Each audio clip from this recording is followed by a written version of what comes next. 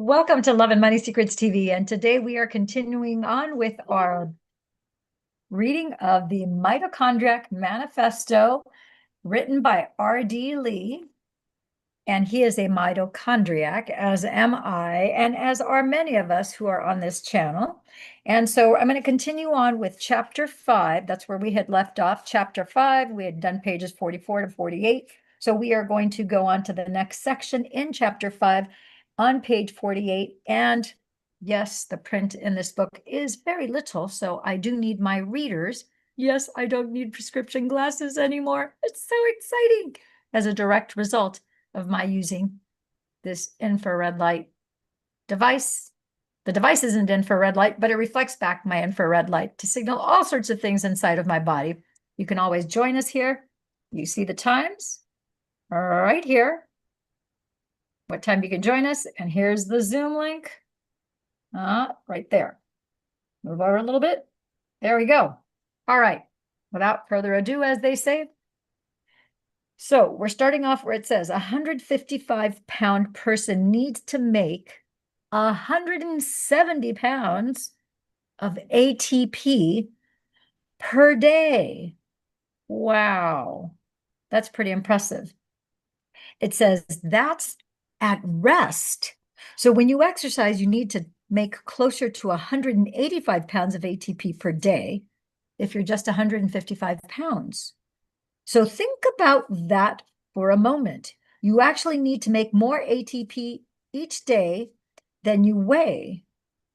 So, wow, if you weigh 155 pounds and you have to make like 35 more pounds of ATP than what you weigh, yeah, that's like almost 10% of your body weight. But there's the crazy part. Food is only supposed to provide 1/3 of the electrons to make that ATP. Oh, interesting. I'm going to say that again. You actually need to make more ATP each day than you weigh. But the crazy part is food is only supposed to provide 33%, 1/3 of the electrons to make that ATP. And I always like the acronym for ATP. It's adenosine triphosphate. But affectionately, when I was pre-med, we used to call it all the power, because that's all the power inside your cells. It's the energy manufacturing plants, and there's many of them inside each one of the cells. And this is fascinating. Only 1/3 of the energy is coming from the food that you actually take in. And it says, while 2/3, so the lion's share, 2/3 also, if you want to do percentages, 66% of those electrons are meant to come from sunlight, E-zone, and grounding. Oh my gosh, grounding. Yes, my friends and gems, that means that you need to go outside. You need to put your feet and your hands like a sphinx on all fours on the grass.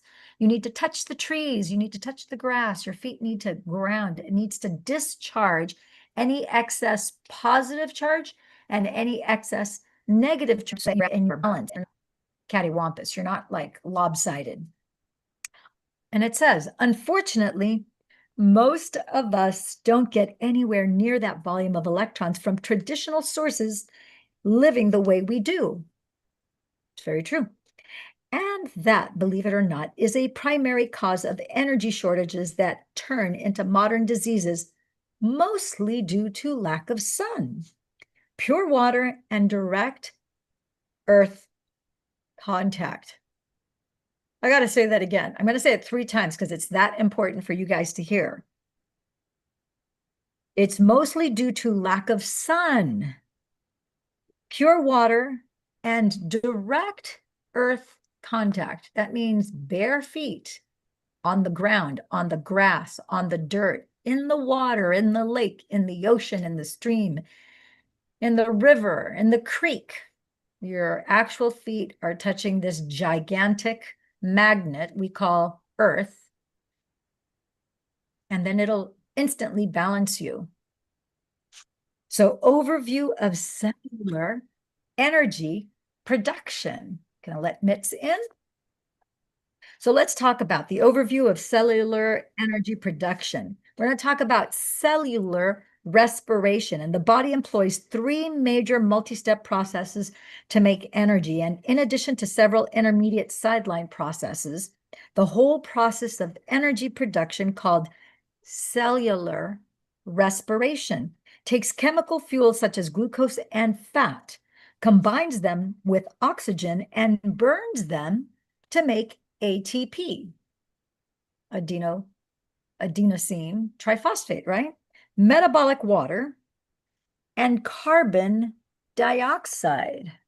You think that might affect your microbiome?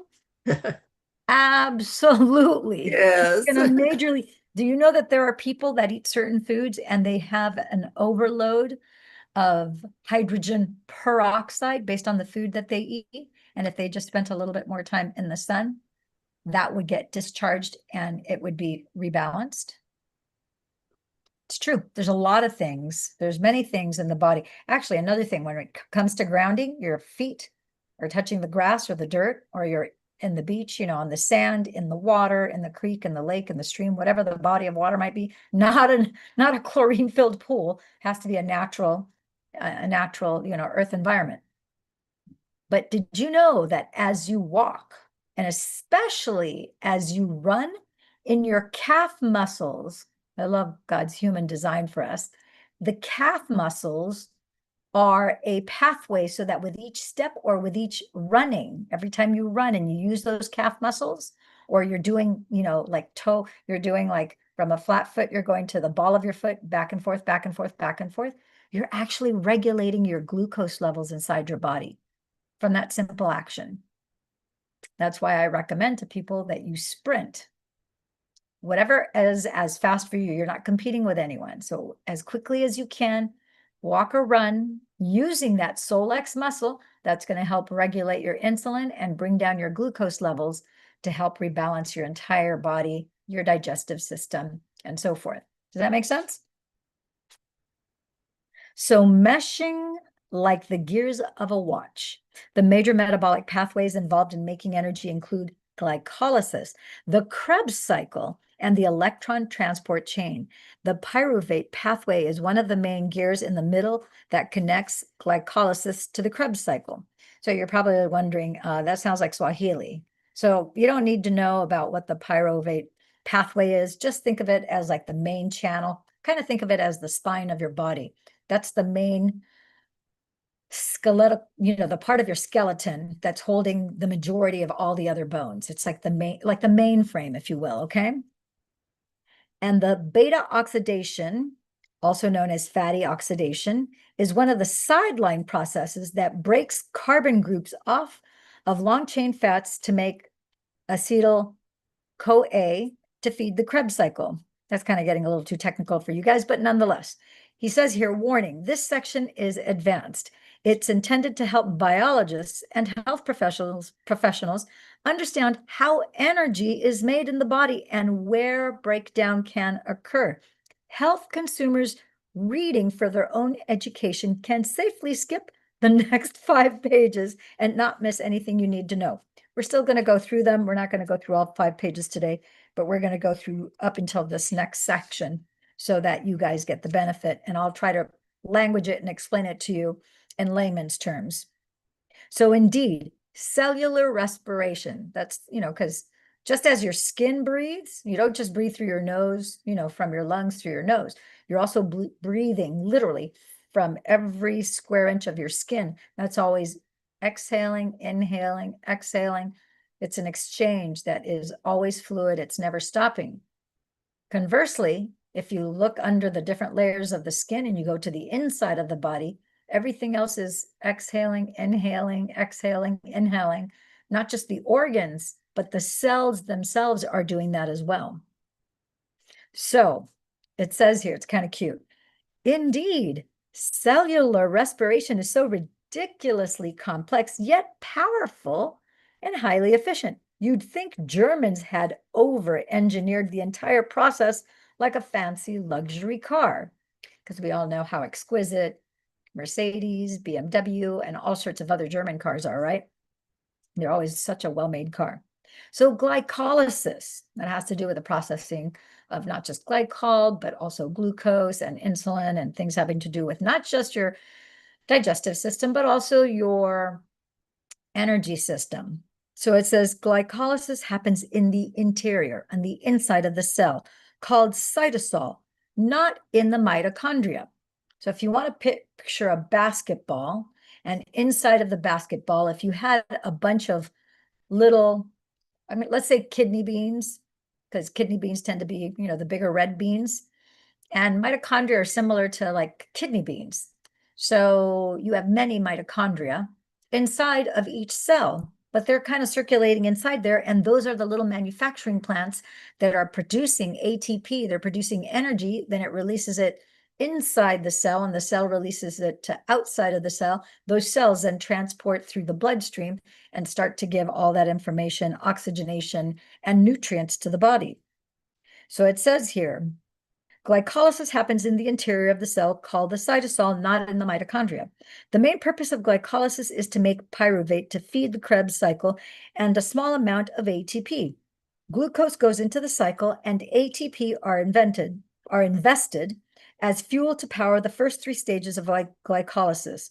And through some 7 odd stages, sugar-based molecules are converted from one into another or arrive at pyruvate, which is a precursor to the Krebs cycle.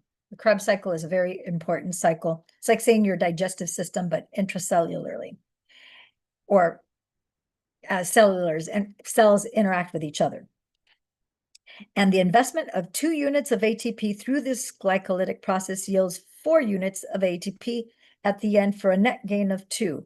In short, glycolysis is a weak way to make energy, but the process almost never malfunctions. So you saw that earlier in this chapter, it said 1/3 of your energy comes from your mitochondria taking in food, whatever you've eaten. 2/3 is coming from being out in sunlight. So you start to realize how serious it is to not get sunlight every day. And trust me, I've had days where I haven't gone out and gotten sunlight. It happens. But I'm mindful to do that as much as possible, especially when I travel. Actually, even when I'm at home, I have to be mindful about that. Pyruvate pathway. Pyruvate's most important function is that it gets converted into acetyl-CoA. It's all Swahili, right to you guys. The chief reactant that drives the ensuing TCA cycle. That's like saying, in petroleum, the chief component that we use for a car is gasoline. That's the thing that fuels the engine of your car. So that is acetyl-CoA is a chemical compound that, like pedaling a bicycle, propels the 8+ enzymatic steps of the Krebs cycle forward over and over and over again. The interesting thing about this step is the lactic acid, which is part of the pyruvate pathway, gets made as a byproduct of ATP production in conditions of overexertion, hypoxia, and ischemia. Ischemia is just low blood flow, infection, and heart failure. So I want you to think about that, because one way that we always produce lactic acid is when we do exercise. You have lactic acid that comes up from the muscles, and then it usually pools on the muscles, which is what makes you have sore muscles after a workout. Naturally, when you're wearing this technology, you have a lot less or no lactic acid pooling because your body is more efficient at detoxing and increasing your lean muscle mass and strength, your bone density, and optimizing your body so you're able to work out more efficiently, longer, with greater energy and strength without having the detrimental aspects of having sore muscles from the lactic acid buildup. But it also mentions here how you can get it from infections and also from heart failure. In relatable terms, that means lactic acid is a chemical that makes muscles sore when you exercise too hard. I didn't know I was going to say that, or I wouldn't have said it before. So tribolic.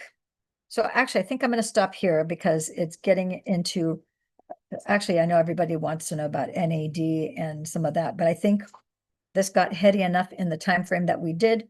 And so we will move on to the next section. We got to page 50. And so we're going to finish today here at page 50. And when we come back, we'll pick up where we left off and we'll go on. If any of you viewers live on YouTube. If you have questions about the mitochondriac manifesto, be sure to put that in the comments below. If you're interested in learning more about this incredible technology that optimizes your body in a supernatural way, you can join us at any of these Zoom times that are posted above. And then, of course, you can see this particular Zoom link. You can join us on Zoom, or you can watch us. I don't do those live on YouTube, but you can join us on Zoom here, and you can see there's a meeting ID, but it's always easier to just go to damelillianzoom.com. Before we part, Mitz or Carol, might either of you have any questions?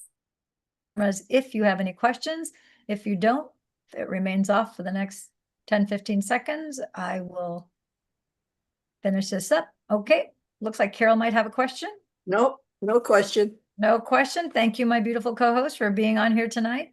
Mitz, I don't hear you saying anything. So, all right, my friends and gems, ciao for now. You know where to reach me if you need to get a hold of me. If you would like to do a traditional phone call or just text, that's not set up to a system, but it does transcribe it for me when you call 1, that's the country code, 949 area 478-2221.